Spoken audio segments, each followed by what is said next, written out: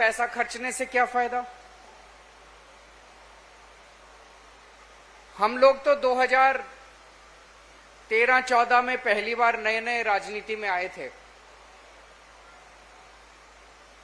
उसके पहले हर साल सर्दियों के महीनों में अखबारों में पढ़ा करते थे।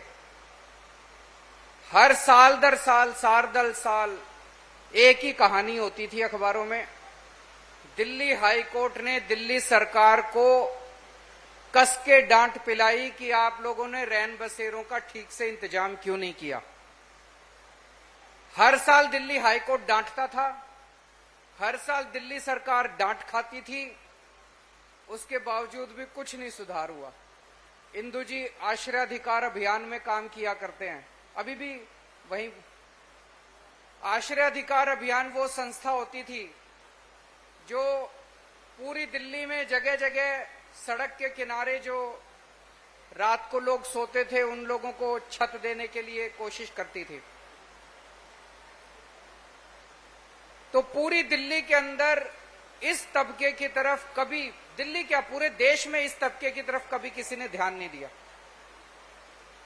हमारी सरकार आने के बाद हमने सबसे पहले रैन बसेरों की तरफ अपना ध्यान दिया। और आज मुझे ये कहते हुए खुशी है कि पिछले 6-7 साल में हमारी सरकार ने इन रैन बसेरों की हालत इतनी अच्छी कर दी है कि अब जो लोग इन रैन बसेरों को देखने आते हैं वो अपने आप कह उठते हैं कि यार दिल्ली सरकार ने गरीबों के लिए कुछ किया तो है।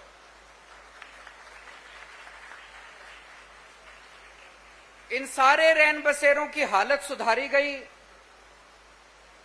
यहां पे इनको ठीक से बिस्तर का इंतजाम किया गया, रहने का इंतजाम किया गया।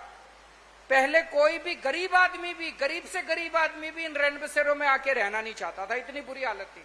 टॉयलेट्स की बुरी हालत थी, पानी नहीं मिलता था पीने का, नहाने की का इंतजाम नहीं था, किसी चीज का इंतजाम नहीं था। मैंने और मंत्री जी ने खुद कई कई रैन बसेरों में जा जाके इसका इंस्पेक्शन किया। और आप समझ सकते हैं कि जब सीएम खुद जाके रैन बसेरे में इंस्पेक्शन करता है तो ऊपर से नीचे तक सारी मशीनरी, ब्यूरोक्रेसी जो है वो हिल जाती है। फिर उनको लगता है कि ये काम तो करना पड़ेगा, सीएम खुद आ रहा है। हमने खुद जा जाके रैन बसेरों का इंस्पेक्शन किया और आज इन रैन बसेरों की हालत बहुत अच्छी है। 209 रैन बसेरे चल रहे हैं। जैसा भी मेरे साथी ने बताया कि 209 रैन बसेरों में इस वक्त 6000 लोग रह रहे हैं और सर्दियों में लगभग 12000 लोग रहते हैं। पिछले 6-7 साल में आपने सर्दियों के महीने में अखबारों में यह खबर अब पढ़नी बंद हो गई होगी। अब कोई अखबारों में खबर नहीं आती कि दिल्ली हाईकोर्ट ने दिल्ली सरकार को डांटा, वो अब पुरानी बात हो गई है। अब एक नई शुरुआत करने जा रहे हैं। कोविड के महीनों में, कोरोना के टाइम में हमने रैन बसेरे में रहने वाले लोगों को भोजन का भी इंतजाम करना शुरू किया था कि उनको दोनों वक्त का भोजन मिले। सरकार ने इंतजाम किया था। अब मुझे बेहद खुशी है कि अक्षय पात्रा फाउंडेशन सामने आया है। अक्षय पात्रा फाउंडेशन आप लोग सब लोग जानते हैं, इस्कॉन टेम्पल जो है उनकी संस्था है। धर्म का काम करते हैं, असली धर्म का काम करते हैं। असली धर्म का काम मतलब भूखे को खाना खिलाना असली धर्म है, वो काम करते हैं। और इनका जो मोटो हर जगह लिखा होता है कि किसी को भी भूखे नहीं सोने देंगे हम, ये इनका मोटो है। इनकी संस्था का मोटो है कि किसी को भी भूखे नहीं सोने देंगे। पूरे देश भर में कई राज्यों के अंदर बहुत शानदार काम चल रहा है। मैं बेंगलोर गया था जब पिछली बार, तो अक्षय पात्रा की सारी किचन्स और इनका सारा सेटअप में देख के आया था।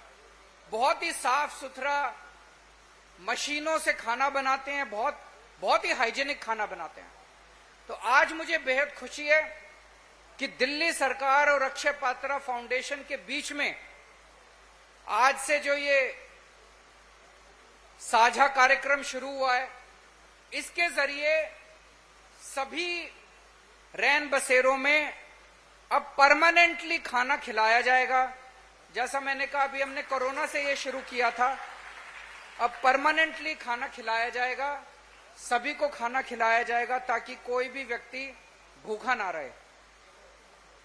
जैसा मैंने कहा कि किसी भी जिम्मेदार सरकार का सबसे पहला काम होता है अपने गरीब से गरीब नागरिक की तरफ ध्यान दे, जो सबसे गरीब है।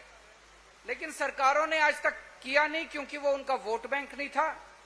लेकिन आम आदमी पार्टी की सरकार एक जिम्मेदार सरकार है, सेंसिटिव सरकार है। सबसे ज्यादा काम हमने गरीबों के लिए किया है।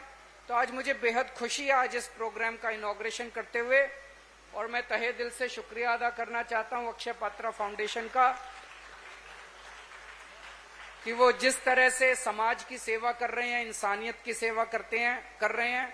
आप इसी तरह से सेवा करते रहें। भगवान करे आपको खूब चंदा मिले, खूब डोनेशन मिले, ताकि आप और ज्यादा से ज्यादा लोगों को सेवा कर सकें। Thank you so much. Hello. तो ये थे दिल्ली से सीएम अरविंद केजरीवाल।